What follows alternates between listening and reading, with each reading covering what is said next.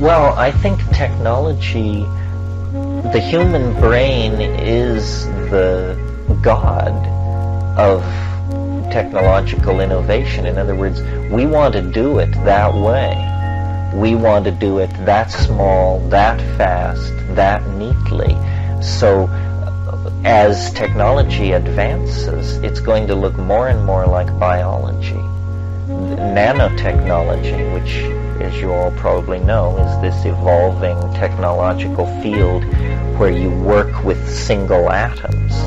You build up things atom by atom. Well, this is how biology does it.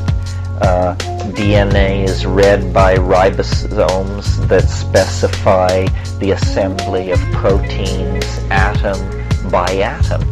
This is how we will do it. So the technologies of the future will be more and more quote-unquote natural appearing.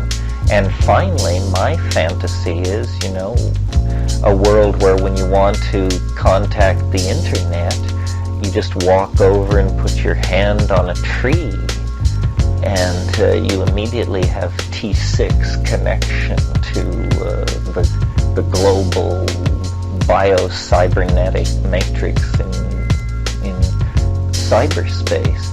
Everything that we're doing, like building the internet, for example, you can build the internet, you can lay fiber optic cable everywhere and put up space satellites or stuff like that. But another way to do it would just recognize that the mycelial network already present in the soil probably has room for you to run your messages through it while it's doing the business of being alive. So, the telephones of the future may look more like mushrooms than they do today. I mean, nature is obviously the model, and see, our technology now is a technology of heavy metals, high temperatures. I mean, we weld things, we melt things, and when we build, we assemble pieces of things, and then we bring them together under high pressure and high heat to make automobiles and aircraft and this sort of thing. Nature, notice that nature, meaning organic nature, not volcanoes and hot springs, but organic nature accomplishes all of her miracles under 115 degrees Fahrenheit. There's no welding of beryllium and this sort of thing. So we could do that too. And when you use cool temperatures like that, well, then you don't generate toxic gases and strange physical byproducts like sulfur dioxide and mercuric oxide and all of this toxic material.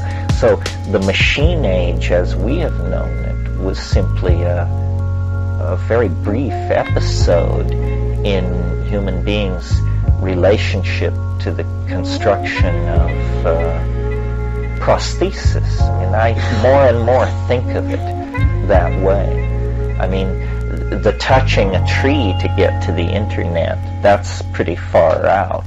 I mean, in other words, there are steps to that we don't know how to take. But I've talked at other times to this group about what I call these black contact lenses, except they're not contact lenses, they're actual implants in the back of your eyelids, so that when you close your eyes, there are menus hanging in space. That's not even nanotechnology. That's doable today. I mean, it might cost $1 billion, but if it were a fighter plane, we could deliver it in 6 years. It's easily done.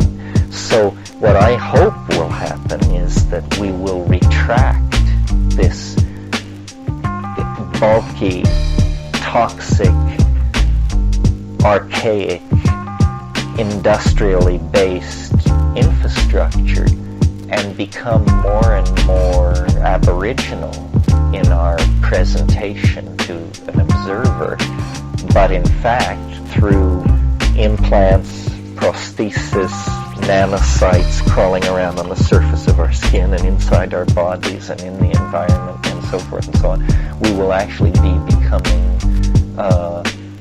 at the same time that we make